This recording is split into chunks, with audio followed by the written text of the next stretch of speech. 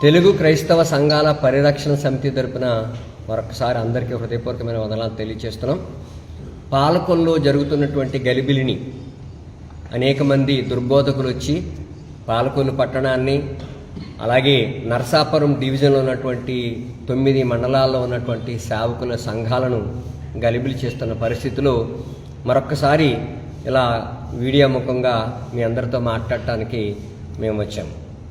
మొట్టమొదటిగా మన గురువారం జరిగినటువంటి అమ్మతేజ అనేటువంటి ఆయన మరి ఇక్కడికి వచ్చి ప్రార్థన పెట్టి స్వస్థత తైలాభిషేకాలని, అంజూరు పళ్ళు, మన అరటిపళ్ళు ఇచ్చి, యాపిల్ పళ్ళు ఇచ్చి ఇలాంటి స్వస్థతలు చేసేటువంటి క్రమంలో దాన్ని మేము ఆ దుర్బోధను అడ్డుకున్నాం.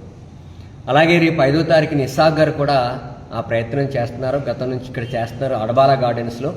వారిని కూడా, వారి దుర్బోధన కూడా మేము అడ్డుకోవడానికి 5వ తారీఖున పెద్ద ఎత్తులో పాలకొల్లు నుంచి, అలాగే నరసాపురం డివిజన్లో ఉన్నటువంటి అన్ని ప్రాంతాల నుంచి సేవకులు, విశ్వాసులు కూడా భారీ ఎత్తులో అక్కడికి రావడం అనేటువంటిది జరుగుతుంది. ఎందుకు వీళ్ళు అడ్డుకుంటున్నామంటే ఒక వాస్తవాన్ని అందరూ గమనించాలి. క్రైస్తవ విశ్వాసానికి ప్రామాణికం బైబిల్ గ్రంథం. బైబిల్ వాక్యం ప్రకారం అపోస్తులు నేటి దినాల్లో క్రైస్తవ సమాజానికి బోధించినటువంటి బోధే ప్రమాణికం. అపోస్తుల బోధ ప్రకారం ఆదివారం మాత్రమే ఆరాధన, పుట్టినరోజులు జరిగే ఏటిని కూడా ఆరాధన అనే అవకాశం ఉండదు అనకూడదు. కానీ ఈ చిక్క ఇస్సాక్ గారు అనేటువంటి ఆయన చెప్పేది ఏంటంటే తైలాభిషేక ఆరాధన. ఇక్కడ శుక్రవారం, ఇంకో చోట బుధవారం, ఇంకో చోట మంగళవారం, ఇంకో చోట శనివారం, అలాగ నెలలో 1 వారం, 2 వారం అలా పెట్టుకుంటూ వెళ్తాను. 9 చోట్ల ఆయన ఇలాంటి కార్యక్రమాన్ని పెడుతున్నారు.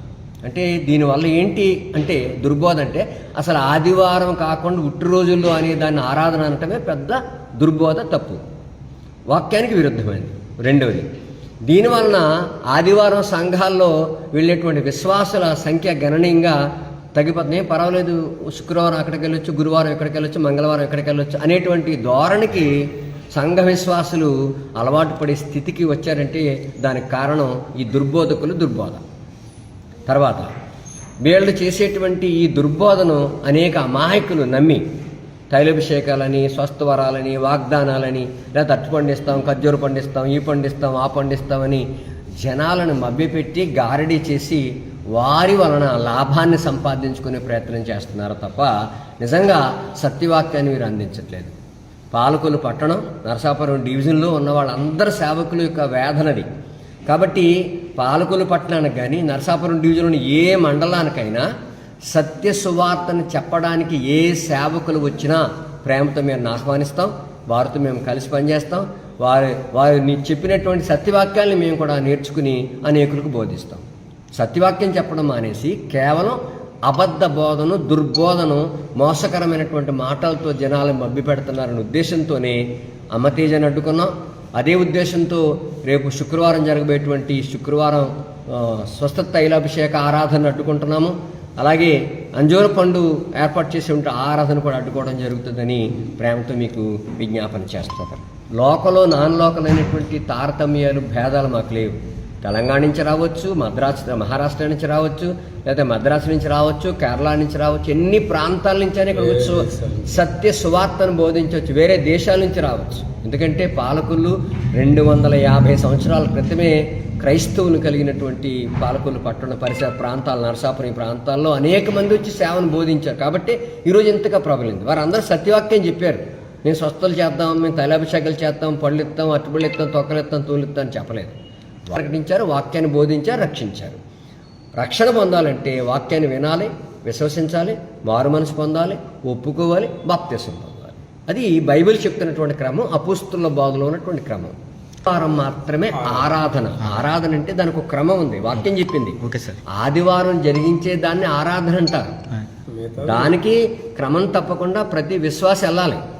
మిగతా రోజుల్లో జరిగేది ఆరాధన కాదు, మామూలు సువార్త కూడికలు, లేకపోతే బైబిల్ తరగతులు, లేకపోతే ఇంకోటి కృతజ్ఞత కూడికలు, స్మరణ కూడిక, ఇలాంటివి జరుగుతాయి. ఆదివారాన్ని మాత్రమే ఆరాధనలో పరిగణ తీసుకోవాలి తప్ప వాక్యం ప్రకారం, సత్యం ప్రకారం, బైబిల్ చెప్తున్న దాని ప్రకారం ముట్టుట్టి మాటలు ఊరికి ఏ రోజైనా ఆరాధన అనేటువంటిది 100కి 200% తప్పు బోధ, అబద్ధపు బోధ. సార్, ఇప్పుడు తైలాభిషేకం ఉండేవి అంటారు, మీలో బైబిల్ మిషన్ పెంతుకోస్ట్ మీరు చెప్పినట్టు అయింది. బైబిల్ మిషన్ వారు సపోజ్ ఒడ్డుగూడెంలో సజీవరావు గారు పెడితే ఆయన సంవత్సరానికి ఒక్కసారే ఆళ్ళ విశ్వాసులు, సంవత్సరానికి ఆయన చాలా సంఘాలు ఉన్నాయి, ఆళ్ళ విశ్వాసులు మాత్రమే ఆయన పిలుచుకుని తైలాభిషేకం పెట్టుకుంటున్నాడు. ఓకేనండి, దానివల్ల వచ్చినటువంటి ఇబ్బంది లేదు. ఆయన ఇక్కడ పరిచర్య చేస్తున్నారు. ఆయన ఆల్రెడీ ఆయనకు పెద్ద సంఘం ఉంది, ప్లస్ ఆయనకి వేరు వేరు చోట్ల అనేక ప్రాంతాల్లో సంఘాలు ఉన్నాయి, ఆయన అక్కడ చేసుకుంటున్నారు. ఇప్పుడు ఈయన ప్రతి నెలలో ప్రతిరోజు తైలాభిషేకమే. మీరు చూడండి, మీకు క్లిప్స్ కావాలంటే ఇస్తాను. రావులపాలెంలో, కాకినాడలో, రాజమండ్రిలో, తాడేపల్లిగూడెంలో, సికింద్రాబాద్లో, ఉప్పలగుప్తంలో ఎక్కడైనా తైలాభిషేకమే. అది వాక్యానికి విరుద్ధం కదా. ముదునూరుపాడులో ఉంటుంది కదండి. అదే ఆయన శనివారం పెట్టుకుంటాడు, శుక్రవారం పెట్టుకుంటాడు, వాళ్ళకి సంఘం ఉంది అక్కడ. ఆ పని వాళ్ళు చేసుకుంటున్నారు. ఇక్కడ అలా లేదు కదండి. వీళ్ళు కేవలం ఒక అడవాల గార్డెన్స్ తీసుకుని పెడుతున్నాడో, లేదా లయన్స్ క్లబ్ తీసుకుని పెడుతున్నాడో, లేదా ఇంకోటి తీసుకుని పెడుతున్నాడు. ఎక్కడి నుంచి వస్తున్నారు వీళ్ళందరూ? వేరు వేరు సంఘాల్లో సేవకులు కష్టపడి పనిచేసి రాత్రింబగళ్ళు సువార్తను ప్రకటించి సత్యవాక్యం వల్ల కన్నటువంటి వాళ్ళందరూ కూడా ఈ అబద్ధ బోధలకు అట్రాక్ట్ అవుతారు. అది కామన్ అది. ఎందుకంటే ఇప్పుడు 100 రూపాయలు చేరంటే ఆడవాళ్ళు ఎలా పరిగెడతారో అలాగా ఏదో జరిగిపోద్ది, అలా జరిగిపోద్ది, ఎలా జరిగిపోద్ది అనే ఉద్దేశంతో వెళ్ళేటువంటి క్రమం తప్ప ఇది వాస్తవానికి వాక్యానికి 100కి 200% విరుద్ధమైనటువంటి దుర్బోధ.